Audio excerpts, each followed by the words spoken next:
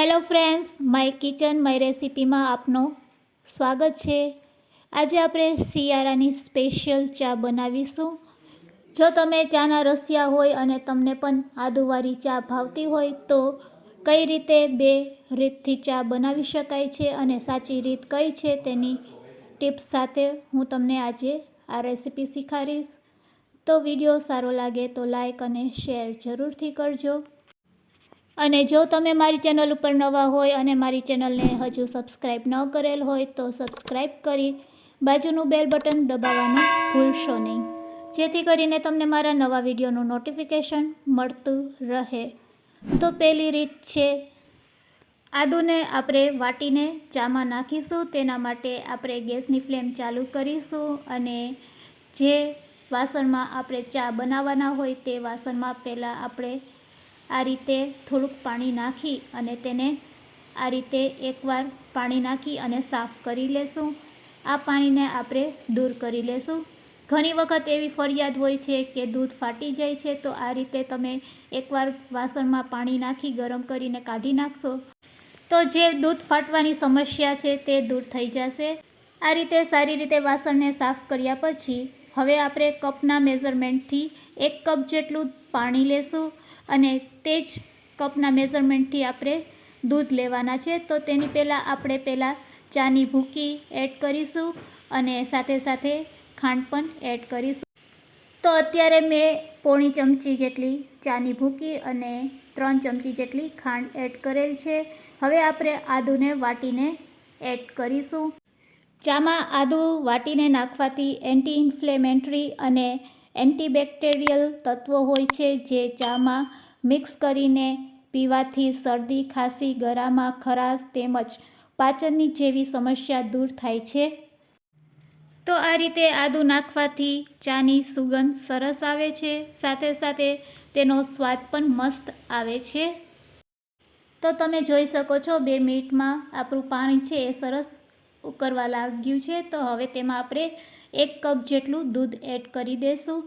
તો દૂધ એડ કર્યા પછી ચાને આપણે 2 મિનિટ હજુ પકાવશું।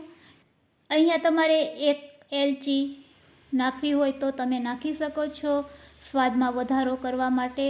બસ હવે 2 મિનિટ તેને આ રીતે પકાવશું। તો ચાને હંમેશા આ રીતે એકદમ ઉકળી જાય એટલે આ રીતે તમારે ચાને પકાવવાની 2 મિનિટ માટે। આ રીતે 2 મિનિટ તમે પકાવશો એટલે ચા આપણી બનીને રેડી થઈ જશે। તો શિયાળામાં ભરપૂર ફાયદા કરે તેવી ચા રેડી છે। તો ચાલો હવે આપણે બીજી રીત શીખી લેશું। અહીંયા આપણે પહેલાં ગેસ ચાલુ નથી કરવાનો। પહેલાં આપણે જે વાસણમાં ચા બનાવવાના હોય તે વાસણમાં આપણે 1 કપ દૂધ એડ કરી દઈશું અને તેના જેટલું જ આપણે પાણી એડ કરીશું। એટલે કે 1 કપ દૂધ અને 1 કપ જેટલું પાણી એડ કરીશું। સાથે સાથે આપણે ચા અને ખાંડ બંને એડ કરી દઈશું। તો તમારા સ્વાદ અનુસાર ચાની ભૂકી અને ખાંડ તમે એડ કરી શકો છો। તો મેં 3 ચમચી ખાંડ અને પોણી ચમચી જેટલી ભૂકી એડ કરેલી છે। બધી વસ્તુ એડ કર્યા પછી જ ગેસની ફ્લેમ ચાલુ કરવાની। તો ચાલો હવે આપણે ગેસની ફ્લેમ ચાલુ કરશું અને ચાને થોડીક વાર માટે પકાવીશું। તો અહીંયા આપણું દૂધ થોડુંક ગરમ થાય પછી જ આપણે આદુનો ઉપયોગ કરવાના છે। ઘણી વખત એવી ફરિયાદ હોય છે કે આદુ નાખવાથી ચા ફાટી જાય છે। તો તમે જ્યારે દૂધ ઠંડુ હોય છે ત્યારે જ નાખો આદુ, એટલે દૂધ ફાટવાની સમસ્યા થાય છે। તો હંમેશા આપણે સહેજ ચાને ગરમ કરી લેવાની અને પછી જ આપણે આદુ એડ કરવાનું। તો અહીંયા આપણે આદુને છીણીને નાખીશું। આદુને છીણીને નાખવાથી તરત જ ચામાં ફ્લેવર આવી જાય છે। છીણીને આદુ નાખવાથી સ્વાદ તીખો લાગે છે। તો જેને તીખો સ્વાદ જોતો હોય તે આદુને છીણીને નાખે। સ્વાદમાં વધારો કરવા માટે 1 એલચી પણ નાખી શકો છો। આદુમાં એન્ટીઓક્સિડન્ટ્સ હોય છે જે ઇમ્યુનિટી સિસ્ટમ વધારે છે। આમ આદુને છીણીને કે વાટીને કેવી રીતે નાખવું એ તમારી ઉપર ડિપેન્ડ છે। જે રીતથી તમે ચા બનાવશો તે તમારા સ્વાસ્થ્યને લાભદાયક હશે। તો તમારે ચા કઈ રીતે બનાવવી એ તમારા ઉપર ડિપેન્ડ છે।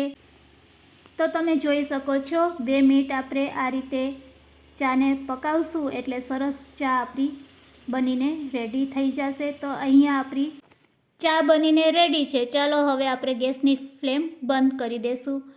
આ ચાનો સ્વાદ થોડોક તીખો હશે। હવે તમે સમજી ગયા હશો કે તમારે આદું કઈ રીતે નાખવું અને કઈ રીતે ચા બનાવવી। તમને જે રીત સારી લાગે તે રીતથી તમે ચોક્કસ ચા બનાવજો।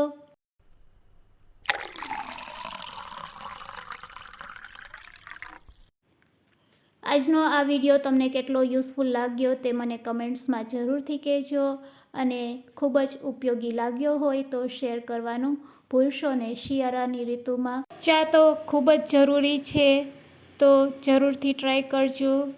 Thanks for watching.